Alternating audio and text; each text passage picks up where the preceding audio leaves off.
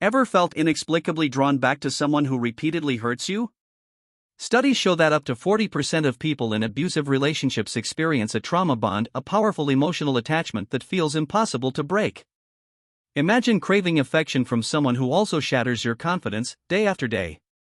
That push-pull dynamic isn't just bad chemistry, it's a biologically wired trap that keeps many smart, caring individuals stuck in toxic cycles.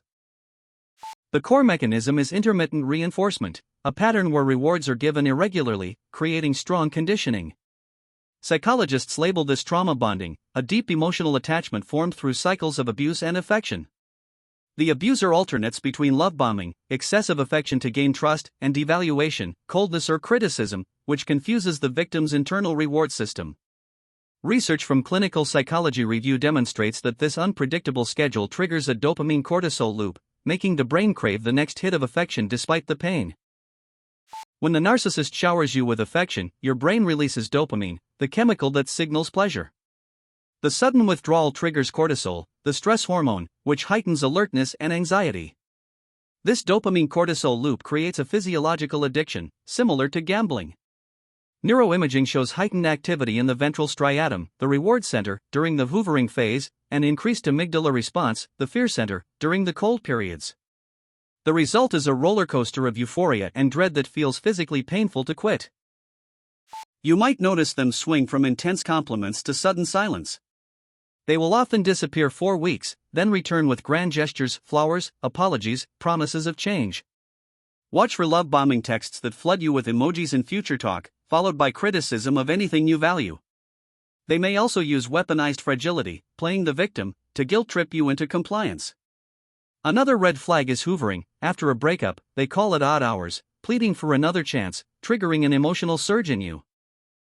Your brain isn't broken, it's responding to a survival cue.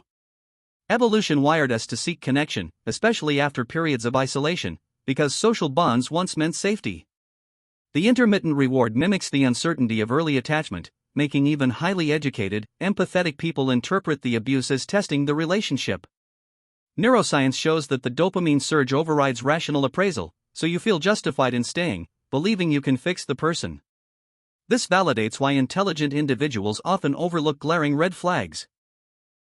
Keycap 1 subtle, they frequently claim they're just tired when they withdraw, leaving you guessing. Keycap 2 moderate, unpredictable affection, one day they're all in, the next they're silent for days. Keycap 3 clear, they use weaponized fragility, blaming you for their mood swings. Keycap 4 concerning, they repeatedly break promises yet promise to change after intense apologies. Keycap 5 critical, they isolate you from friends, insisting only they truly understand you. Each step escalates the dopamine cortisol loop, tightening the bond and making departure increasingly painful. Behind the charming facade lies internalized grandiosity, a belief they are special but unrecognized. Covert narcissists, as described in the Journal of Personality Disorders, seek validation through victimhood, using weaponized fragility to control you. Their need for admiration drives the push-pull cycle. They crave admiration, the dopamine hit, but fear genuine intimacy, so they sabotage it with criticism, the cortisol spike.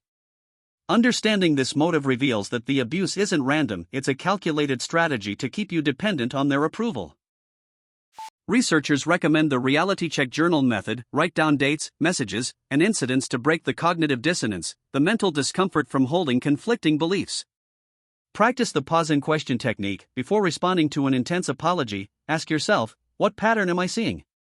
Set firm boundaries and enforce them consistently. The brain gradually reduces dopamine response when the reward no longer appears.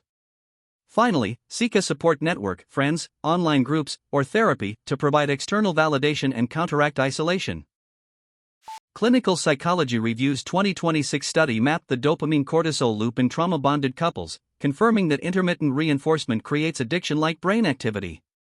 The Journal of Interpersonal Violence highlighted how gaslighting, manipulation that makes victims doubt their reality, intensifies cognitive dissonance, further entrenching the bond.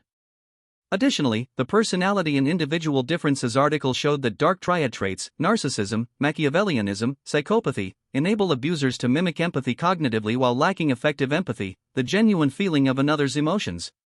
Together, these findings explain why the cycle feels both rewarding and damaging. Emma, a 32-year-old marketing manager, met Alex online.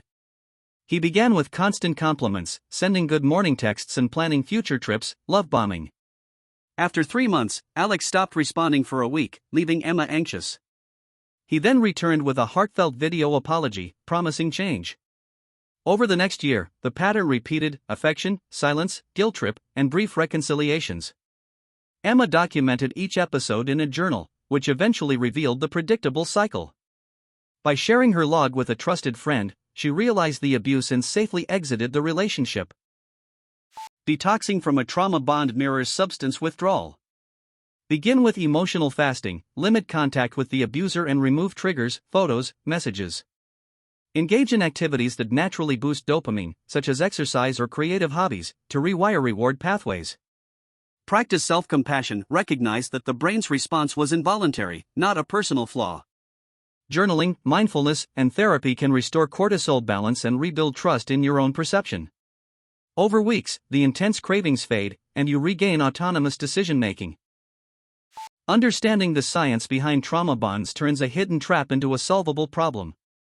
You now have the tools to spot the cycle, protect yourself, and begin healing. If this helped you, share it with someone who needs to understand this behavior. Follow for daily psychology insights that protect your mental health.